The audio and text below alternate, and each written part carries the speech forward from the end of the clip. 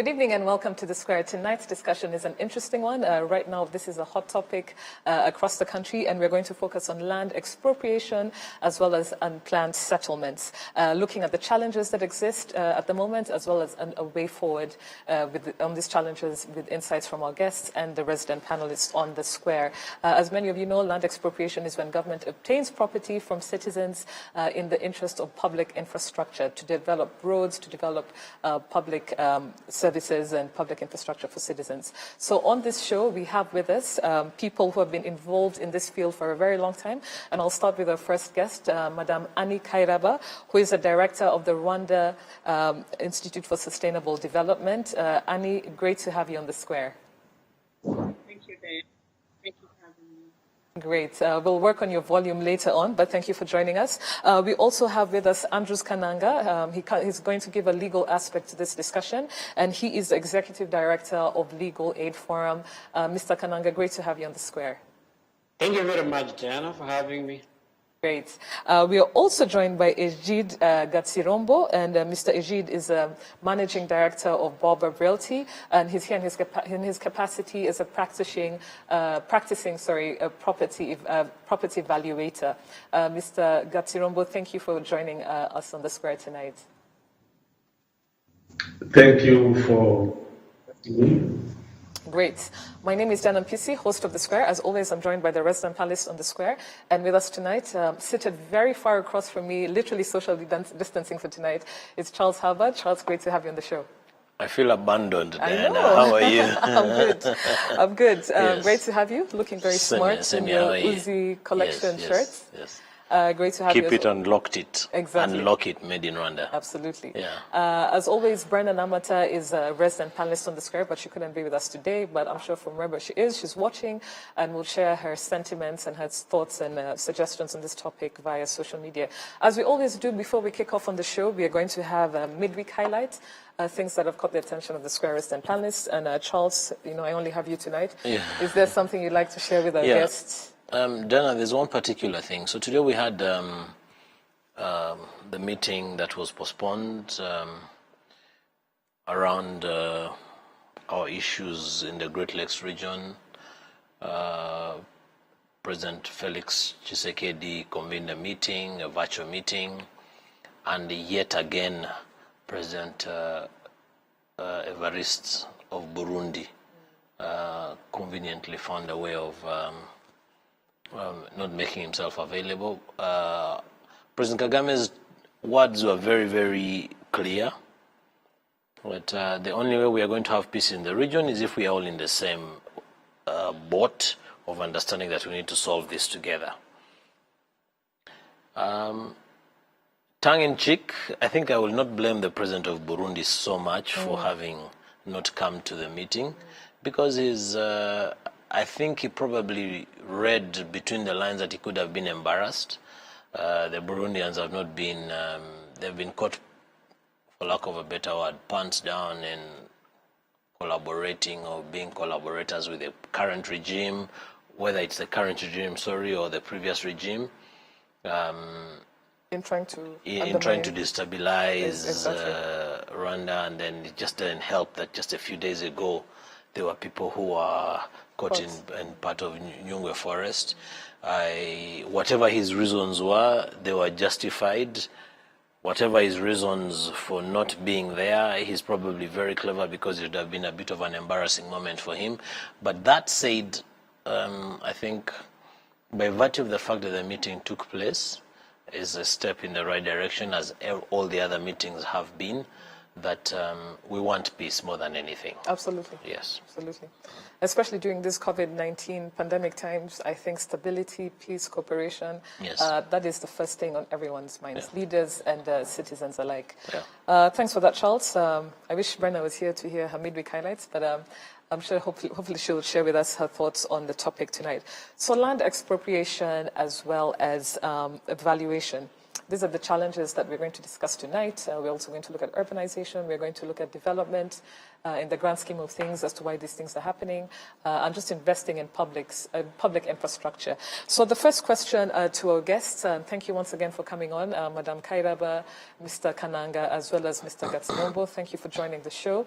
The first question is to do with the expropriation, and recently, the National Commission for Human Rights stated that even though the law came in 2015, reforming the land, the expropriation law, reforms were made in 2015, a lot of people, the survey was carried out where a survey across 12 districts was carried out where 60% of citizens in Rwanda who had been involved in expropriation were surveyed and found to be unhappy and unsatisfied with the results, whether it's lack of compensation, whether it's lack of clarity in terms of how they can counter expropriation and that sort of thing. And add to the fact that government has, as of 2020, March 2020, has expropriation arrears to the tune of 33 billion Rwandan francs. So even with government, there are challenges in paying forward expropriation fees, compensation fees to citizens. So just to kick off the conversation, it's a wide topic, it's a wide question, and I'll start with you, Mr. Kananga. Why do these challenges exist? What are some of the causes of these challenges? Before we get to the solutions, just as I've spelled out the main issues with expropriation in Rwanda, if you could share why some of the challenges exist. Thank you. Thank you very much, Diana and Haba and colleagues, Anne and our friend from the institutes. Why do some of these challenges still exist or persist? I think what we have seen over time is that the law is very clear. What should be done, how expropriation should be carried out, and some of the challenges we found since 2015 up to now has to do with how people respect the procedures of expropriation, especially those entities in charge of expropriation. So there is lack of coordination, there is lack of total reluctant to follow what the law says, and probably I would say why do we still see this? It's because, expropriation projects are also very expensive. Sometimes the entities in charge of expropriation, and we'll come back to that later, these projects are very expensive, as you rightly mentioned at the beginning. So there's need to plan and budget because expropriation is very expensive and it involves a lot of money, a lot of things. So I would say, why do we still see these problems? It's simply because institutions in charge have not been following procedures as stated clearly in the law. It's very clear, although it has some flaws that we'll be talking about later. But I think as far as legal framework is concerned, we wouldn't have much to complain about if all the procedures that we have in the law are being followed. So by and large, it's a question of procedure. As we'll see, we have some details to give, but I think there's total disregard of expropriation procedures and processes. Thank you very much. Total disregard for the legal framework of expropriation procedures and processes is one of the key reasons for some of the challenges that face lots of Rwandan citizens when it comes to expropriation. I'll go to you, Annie Kairaba. You're the director of the Rwanda Institute for Sustainable Development. I think Rwanda Initiative. Rwanda Initiative for Sustainable Development. You've been doing this for over a decade and a half. What can you tell us in your experience? What are some of the key challenges when it comes to land expropriation in this country?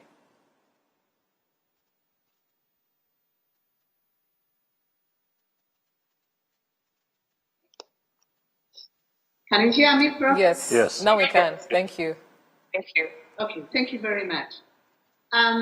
In fact, the issues of expropriation start back in 2008. The first expropriation law was introduced in 2008 and then was reviewed in 2015. This is a review, and of course there is another review probably that is going to happen, but there have been changes I would say that where we were, in fact, in 2008, 2015, there are a lot of changes, positive. And this is because of urbanization. So when I see that we are talking about expropriation, land expropriation, and unplanned settlements, there is actually a missing link. We should not be talking about unplanned settlements, urbanization, and then expropriation, because there is a legal framework that is now being developed in Rwanda that people tend to forget. The policy that guides settlement.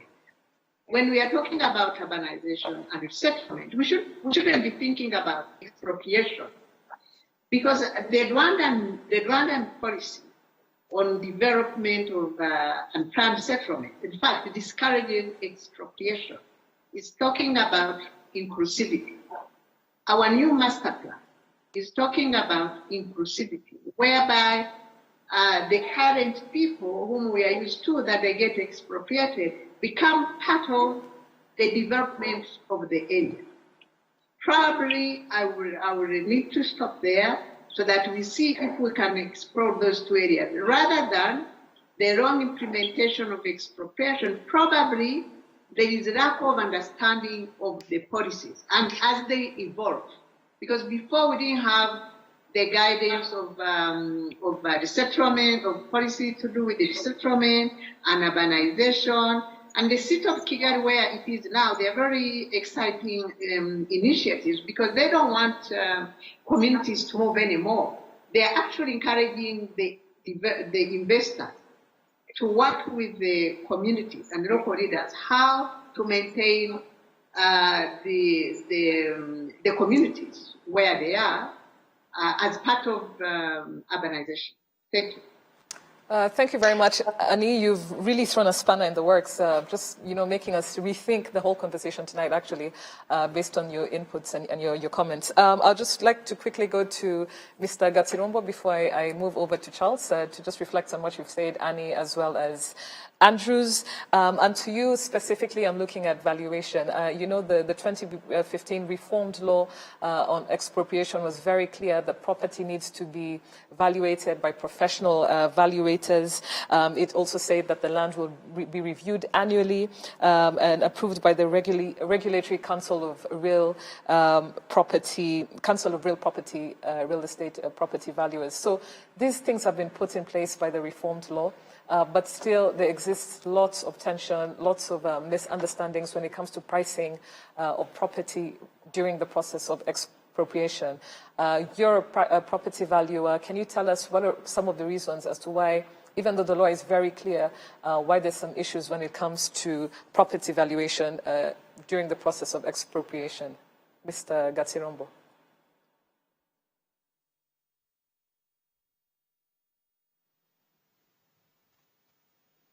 I don't know if he's with us, but maybe we'll move to Charles and then quickly come back to him. So Charles, you've heard what, Annie has said, you've heard what Mr. Kananga has said. You're in the real estate business, so it's also interesting to have you, here having this discussion tonight. What do you think some of the challenges when it comes to these issues? Okay, first of all, I think I need to make a bit of a disclaimer about my discomfort in having this conversation. One, for the exact reason that you have just mentioned, that I'm a bit conflicted as a practitioner in the real estate space. But for the three panelists that we have tonight, Madam Annie is my auntie. She saw me grow up. So Andrews, I went to law school with him. Oh, wow, okay. And then Ejid is a business practitioner, so we're all real estate practitioners. I relate and deal with him on almost a day-to-day basis. And then, specific to the topic, is what we breathe in our day-to-day lives. So I'm a little bit uncomfortable with having this conversation. But that aside, I think Madam Annie has said something extremely important that tells us, as far as this conversation is concerned, that harmonization is lacking, and we've probably not thought out the whole process extremely well. She says something that's extremely loaded, that we should not be having expropriation in this day and age because it's been overtaken by a number of factors. And I know Andrews probably thought that we had 90 minutes on the show or 2 hours, so to speak, and he did not have enough time to sort of hit the iron while it's still red hot. But I'll go there. Today, I'll give 2 examples. If you look at there's a part where we've just moved very many industries in Kigali City, the former industrial area in Gikondo. Yes. Every day, a lot of water was finding its way into the industries. Whether we liked it or not, we had to move those industries. As a matter of fact, the government of Rwanda started moving those industries as far as 8 years ago. Yes. Fast forward, people are losing their lives, people are losing their property and what have you. So whether we liked it or not, do you want to call it urbanization? Do you want to call it environmental? Because those are wetlands. Yes. Or do you want to call it expropriation? In my opinion, that is purely a semantics issue. But you need to move people and businesses for a good cause. Now, it depends on where you lie on that on that value chain. If you're a civil society activist like my good friend Andrews, you'll say expropriation. If you're a government official who has taken an oath to protect people's lives, you'll say you're moving people. If you're a business person, you're creating an opportunity for the industries to thrive in a better environment. So just for purposes of moving on to the other panelists, to the guest story that we have on the show, I'll say it is purely an issue of making people understand the importance for which we move people from their places of comfort. Yes. Absolutely. Yeah. And in this case, if you're looking for, not even looking about, talking about unsafe, high-risk zones where you're actually evacuating people or relocating them to, due to landslides, due to floods, we saw that in the last couple of years. Whether you're evacuating them, for public interest, if there's a road that you're trying to build, or for, if you're urbanizing. And we're going to get to that later on in the case. Yes. And indeed. So you see, there are different perspectives. They're extremely different perspectives. Yes. And it could probably be, and Madame Anne alluded to it. She alluded to the fact that urbanization may call for the fact that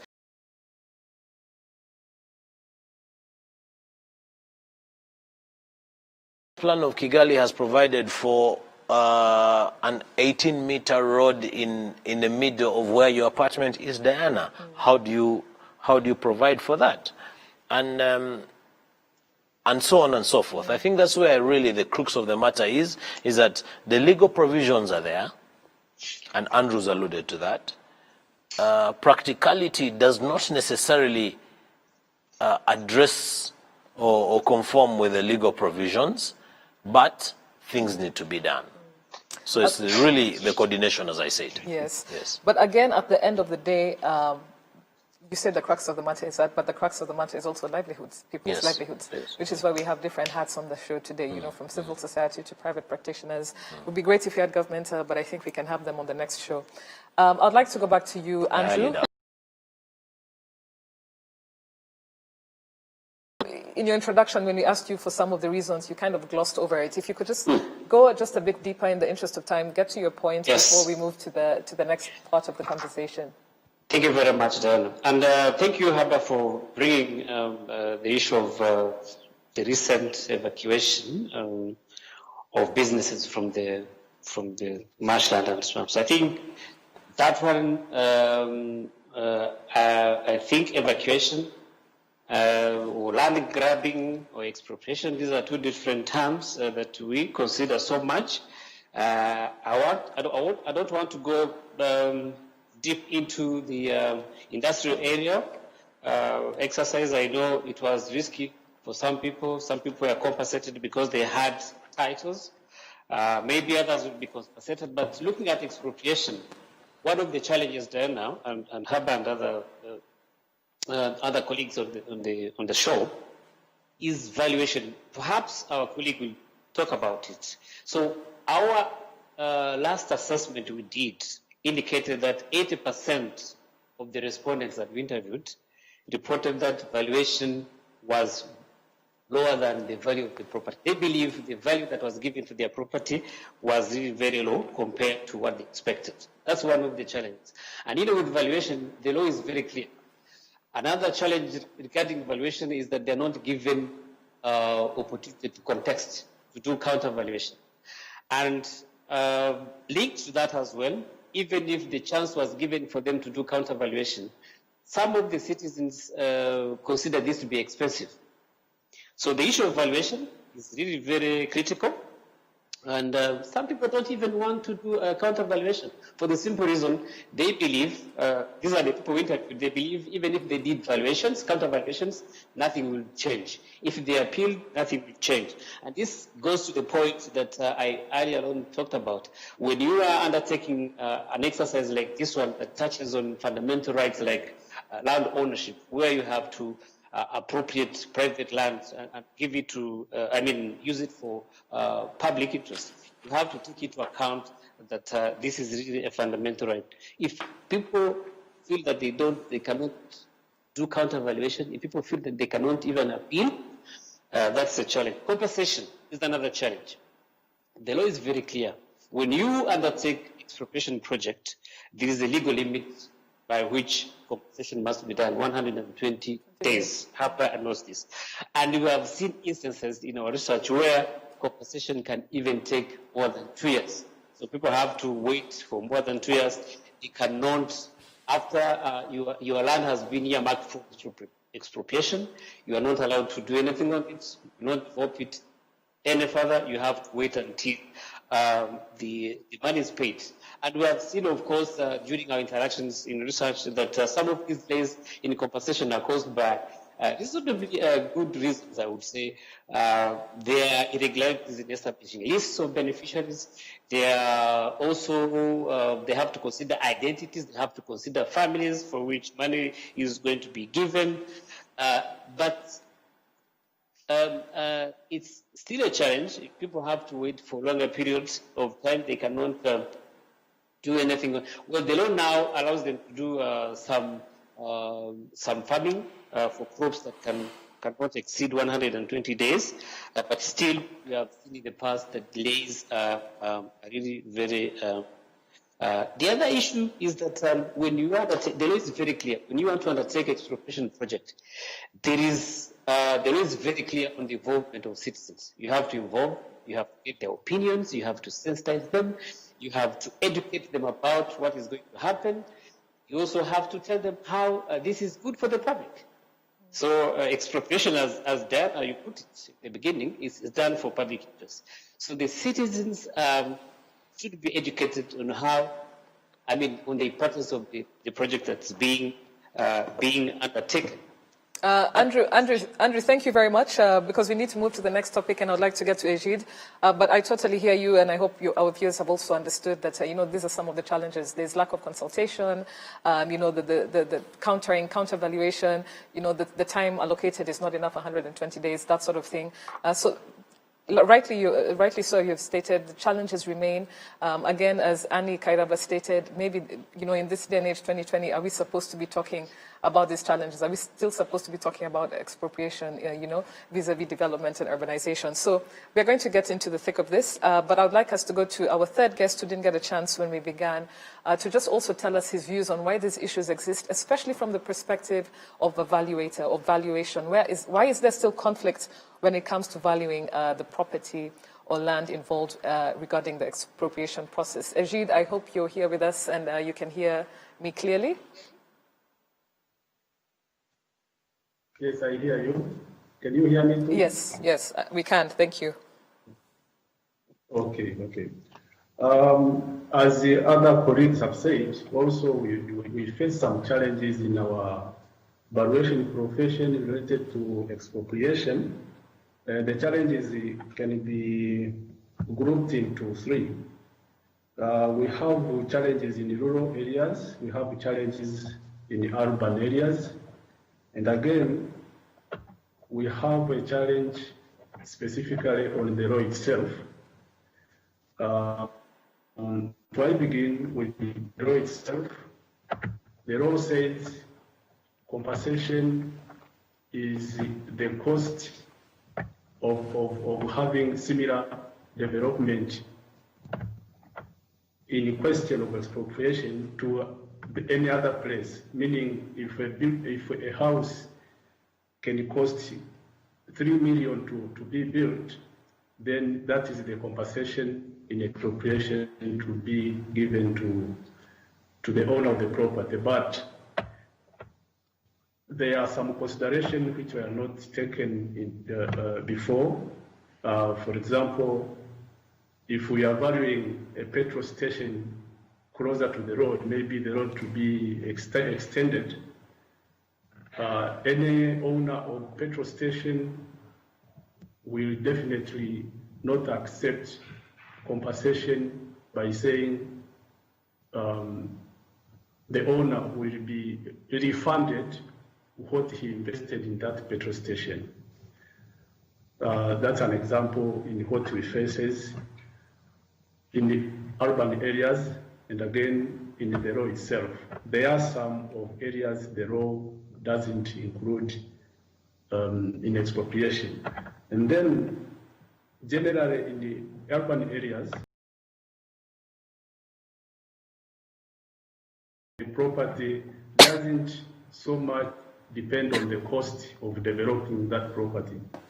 So many owners think of what are the benefits they are getting out of the property instead of thinking of the cost which is stipulated in the law.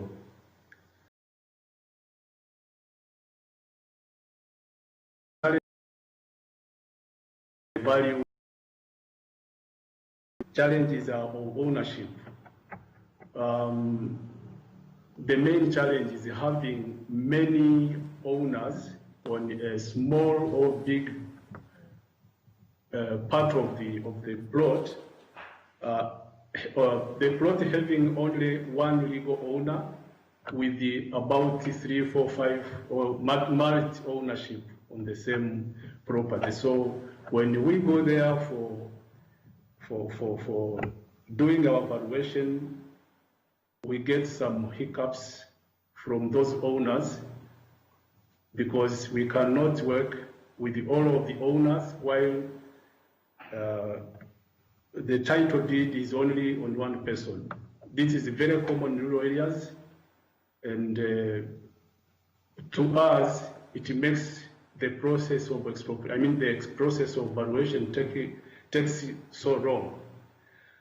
We have also in the same rural areas a challenge of many people or many owners transfer their rights and they don't register in a land center or land authority. So we find we are doing our valuation on the land which we can visually say is legally owned, illegally owned, sorry. So those are the three challenges we face. Thank you. Yeah, thank you very much, Ejid, especially from the perspective of of evaluator. Charles, I'd like you to just weigh in on some of these challenges, but not adding to the challenges because these challenges are never ending. They're going to be there. But what do you think, and we're going to get to that towards the end of the show, but based on what Ejid has just said, Andrew has just said, what are some quick fixes? Because for me, I thought the law was a bit clear, people should respect a law with clarity and implement it, but, it's been 2015, 2020, 5 years, and we have cases which we're going to talk about of expropriation cases taking 2-3 years. What are some quick fixes that policymakers and also practitioners can adopt to avoid these issues? First of all, there are no quick fixes. No, not quick fixes. I mean, in the interest of the show, Yes. what are some quick Yes. responses to how we can fix some of these issues? Ejida said something extremely important about the lack of the holistic nature of the expropriation law. About 10, 15 years ago, and Madam Annie will appreciate this, the rights of ownership of land were lacking in this country. So there were very haphazard way in which you could own land. It could be given to you by me, and it would be difficult for me to transfer it to you. It could be given to you by your parents, and it would be difficult for the parents to say, I've given it to my child 1 and not child 2 in what order. So what happened fast forward was the government of Rwanda prioritized land ownership rights, and they did a fantastic job. Subsequent to that, they prioritized how we register land. So we sorted out land ownership, then we sorted out land registration. So then we sorted out zoning, master planning, and how someone else can acquire that land. So what happened a lot later was that we did not realize that 5, 10 years, and there is nobody to blame for this, that we would need, as either government or private sector, to buy land that has been genuinely and legally given to somebody, or that the government has to reacquire land that they have already given titles for, because remember it was regularization, you already have the land, that which land already belongs to Diana, To a citizen. To a citizen, Yes. but that citizen owns land that is probably in marshland. And then when you go to a JID to tell him to value that land, it tells you it is of 0 value. And then you go to Andrews, and then Andrews tells you it's the right of the citizen because they actually have title. So the whole thing, and it's never too late, and it's not unique to Rwanda. The challenge we have had is that we did not coordinate this.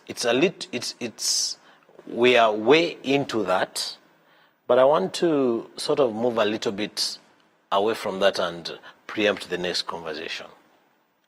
But as a growing economy, it's not unique to us. Even when you go to the most developed economies, you pick an example of the US. They have a provision around eminent domain. When the government, any government anywhere in the world decides that we need to build an airport here, it will be of extreme importance. No one ever anticipated that where we pick our land titles today would be the building that it is, because it was Rwanda's biggest slum 15 years ago. There had to be an initiative to eradicate that slum. So when it comes to developing countries, where I'm going with this conversation, we do not have a railway in Rwanda. We are planning to build a big airport. We've already expropriated those people. We are not going to get away from expropriation, and there is nothing we can do about it. We have a lot of unplanned settlement, and we just have to confront it. Andrews, I want Andrews to put on his legal hat, not his civil society hat, and appreciate that one of the principles of law is that law does not exist in a vacuum. You cannot just come and say that the law says this, therefore do this. No one ever anticipated the rains that we had a few months ago. It did not matter that those people had titles. They needed to be moved in record time. Where do you put them?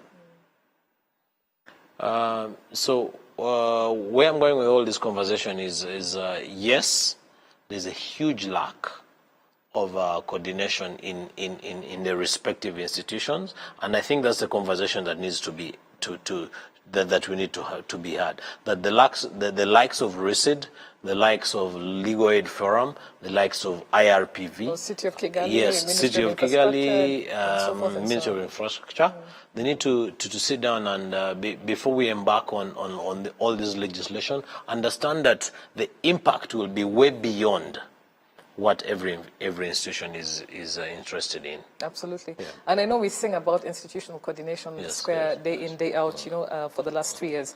Annie, I would like to go back to you because, you talked about we should not be having a conversation on expropriation in this day and age, and I want you to shed more light on that. But against the backdrop of the issue, the case that's going on with Kangondo slum, which is popularly known as Banyahe. There's been an expropriation case that's been going on for the last 2 years, from 2018 to 2019. And I think now, Charles, you'll correct me if I'm wrong, I don't know if there's any, there's any clarity that's been made on the way forward. So this is an issue whereby the residents of Kangondo slum actually, asked for intervention and asked for their property to be returned to them or to be fairly compensated, and there's a sort of deadlock at the moment. We know this has been going on for a while. Annie, if you could just shed some light on your earlier comments on the current issue with Kangondo slum, popularly known as Banyahe. Thank you very much. I'll try to be a bit broad. I go back to where I started, that it's about the implementation of our policies. In fact, I wish there was someone from the government, as Charles said, who is sitting there to give also input. But Rwanda has thematically moved very well in terms of land reform, in terms of land management. If you look at where we started in 1999, the government prioritized putting in place a land policy that will guide the land law. The land law theory provided for parity on land, ownership, gender. It's the first time women were going to own land equally, like men. Then we come to land regularization. Every land was regularized to reduce disputes in preparation of development. After regularizing land, then urbanization. And our legal frameworks for urbanization are very smart. I hear people talking about slums, comparing our urban strategy to Kibera. We are very different because in Kibera, land was not regularized.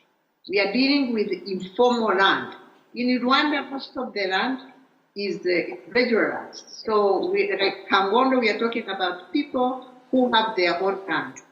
We have, as I mentioned, we have national land urbanization policy. We have national housing. We have recently national master plan for land use, and now City of Kigali master plan. All these guide to how land is being used. So coming back to Kangondo, I believe when I see what is happening, it's actually within the policy. I will read for you.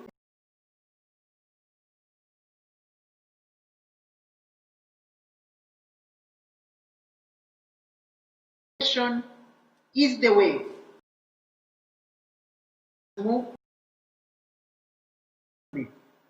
Inclusive and equitable urbanization is a priority for the country. However, this urbanization should be as inclusive as possible. And if you look at Kangondo, what they try to do, they said, oh, we are going to build houses to compensate these people, which is the right way. It's by the World Bank standard. It's for any global standard. It's within the framework of the country. The only missing link was consultation. And again, going back to where Andrew was when even Chani talked about expropriation is inevitable. However, the way our urbanization is run, expropriation should be minimized. There should be actually inclusivity, whereby community members will discuss with the investors, because this is not public interest. It's about investing. It's about urbanization, whereby community members need to talk to investors and also talk to the editors. But what happened in Kangondo was the missing link of people like Receipt, of community members who were told, this is what we planned for you. I still believe it's not too late. This issue of Kangondo can be retabled and go into engagement, what we call stakeholders engagement. World Bank makes it very important. It's a critical part of the World Bank engagement. Right now, the World Bank has taken on areas for development, and planned settlement, but the component of stakeholders engagement is one of the conditions. You cannot go into this project without the stakeholders engagement.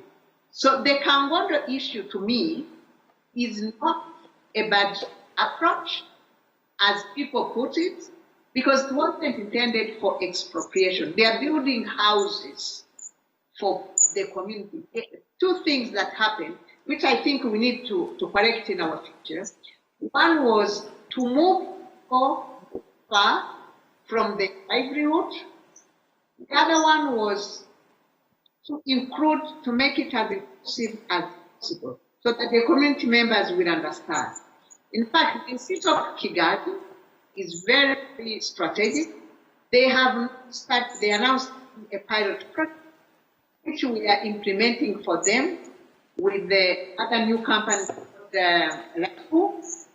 we are trying to test what is inclusive. Where we are looking at investor who is going to build houses of the current dwellers on the same site, and also houses for the investors in the same site. Just go a few minutes from the existing. Mr. Gatete has been asking the investors to do this. So I think this is only small thing that missed in Kangondo. Probably I will break there and see if there are any clarifications needed. But for me, those are the recommendations I would make. Thank you. Thank you very much, Annie. Succinctly put and very enlightening, understanding the different definitions. And also, like you rightly pointed out, there is a lack of stakeholder engagement. There's a lack of consultation. And I think moving forward, these are some of the key aspects, because, expropriation is inevitable as we rapidly develop. But I really hope these are some of the things that we can, especially policymakers and the implementers of this, think of. And in the case of Kangondo, where it's not really expropriation, if it's to do with investors in the future, and Charles, maybe you can shed more light on this, and Madam Annie mentioned it, is there a way, if you're going to invest in this property, the residents of the surrounding area, consider them in the investment plan? Is this something that we can start really doing and implementing in Rwanda? Two biggest dynamics about slums is managing slumlords and then finding a way of doing slum upgrading. Now, slumlords are a headache everywhere in the world. Madam Annie referred to Kibera and Mathare, and I think she referred to Kibera specifically. Yes. The biggest headache that Kigali has today is with slumlords, not necessarily.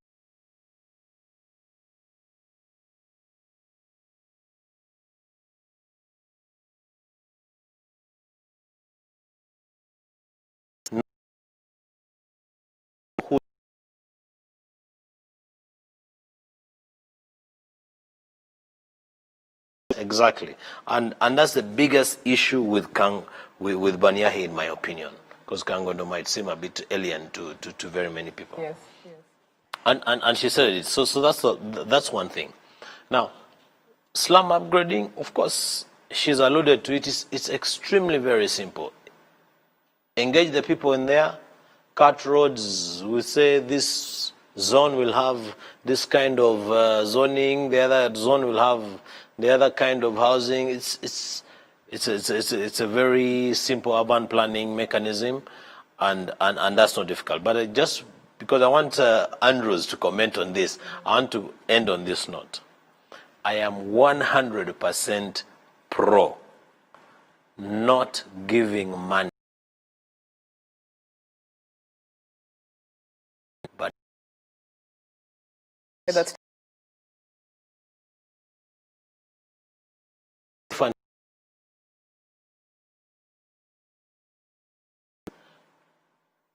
slumlords are the biggest thorn in the flesh. Let them not be given money because they will move and create another slum elsewhere.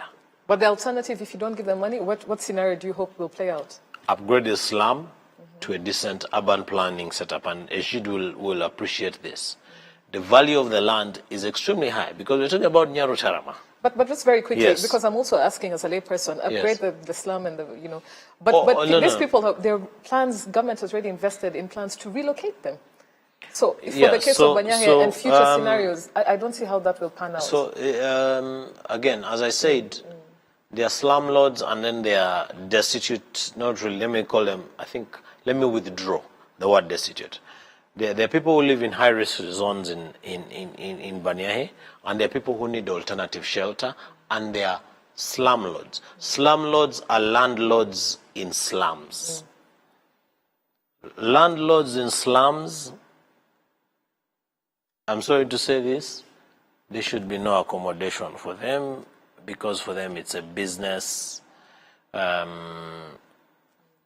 Let's almost on the edge of illegitimacy. Yeah, I think Those who need accommodation will be provided for, and they have been provided for. This is one of the very few developers who have actually built the houses. The houses that I have looked at in Busanza are amazing houses. Yeah. But at the same Yes. time, And within then- the framework of the law, these landlords Yes. are actually property owners. So And when then you that's say that, where you look when for them. say- That's part three so that when you didn't allow me to finish. Exactly. But in It's the interest, slum upgrading. yeah. You do roads, provide drainage, and then they are naturally, if they own the real estate, it will have risen in value because it is well serviced. I think this is a conversation that has to be Yes. broken down in several parts. Actually, in my opinion, Banyahe is a topic on its own. Absolutely. Yes. Andrews and Dejid, would you care to give your quick comments before we go to a social media feed, very quickly, regarding what Annie and Charles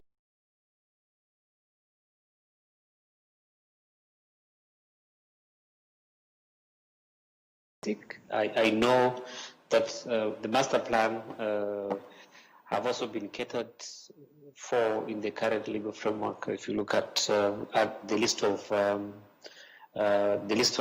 activities for public interest, so master plan has been it's one of them. But the law is also very clear. It says, and I would want to pick the brains of my colleague Heather on this. The law. Article 6 of the current law on expropriation says if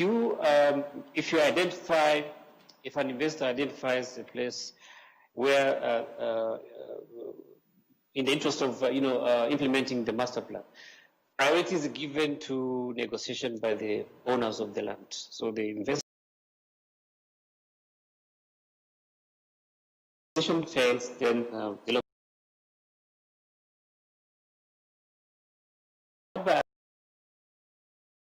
An example where this has happened in this country, I would appreciate that, because oftentimes what we see, and I believe for good reasons, because people don't want to let people sometimes become stubborn when it comes to expropriation for no good reasons. We have seen it in around the country, even for justifiable reasons, for public interest, people would still want to resist expropriation, wanting to gain more money than they would get. I remember one example that we surveyed was the Lower Kivu. It's one of the most successful, according to our research, because there were people who benefited a lot, there were some negotiations.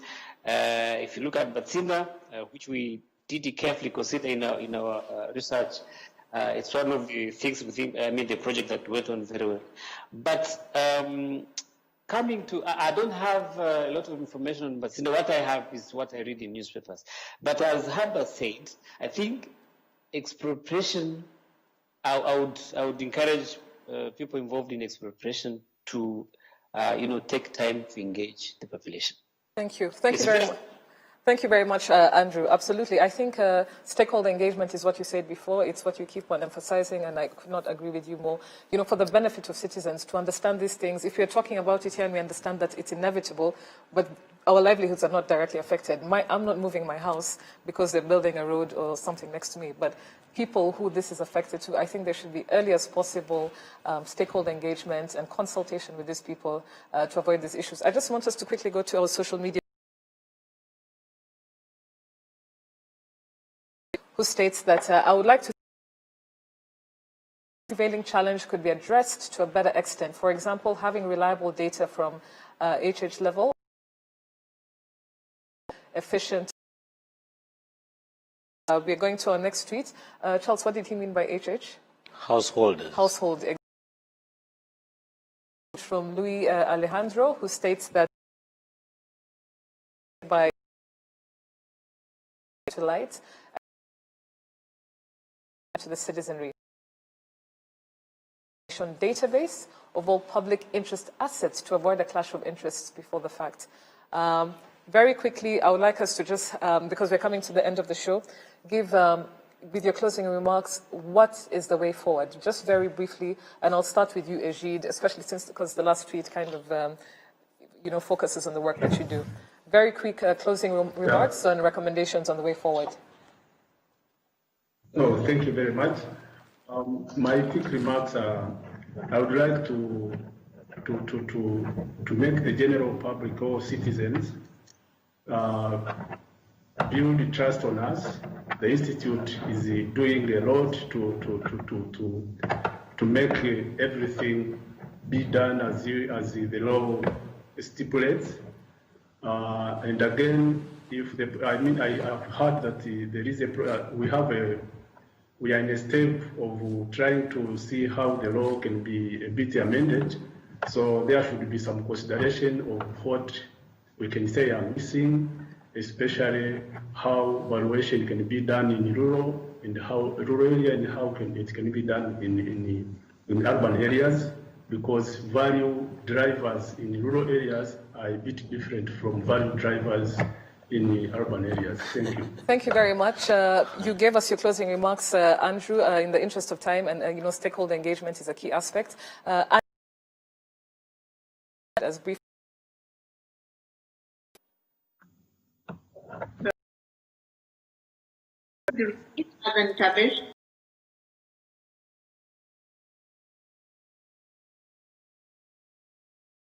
Frame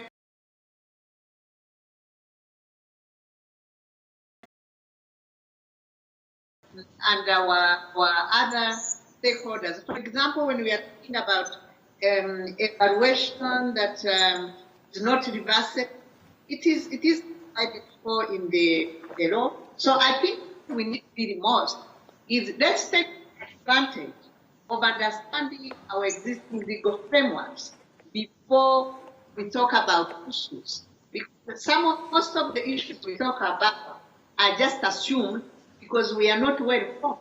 So I think this is what we need to focus on. Another one, of course, which we are talking about inclusivity. Otherwise, our existing policy framework is a model that actually regionally, if we exploit it well, can be a model. Thank you. Thank you very much. Charles, very quickly. Fixed. Yes, and we are at the messy point right now. Yes. Luckily, we are messy in a nice way. We have an expropriation law in place. We have the Institute of Real Property Valuers. We have a land law in place. Yes. We have people who have titles. So we are lucky that you just can't come and put a bulldozer in place and just go away. Then we have also extreme climate conditions. So we are in evolving times, and we are very lucky that that we have a listening environment. And lastly, I think from a commercial perspective, from a commercial and residential perspective, expropriation needs to be treated differently. Thank you. Yes. It's a meaty conversation. We've run out of time. Thank you for tuning in. Our partners, Uzi Collections, Bourbon Coffee, thank you for supporting The Square. Keep the conversation going using hashtag #TheSquareRW. Thank you very much for tuning in. See you again next week, and we'll probably have another segment of this conversation. Thank you all. Have a good night.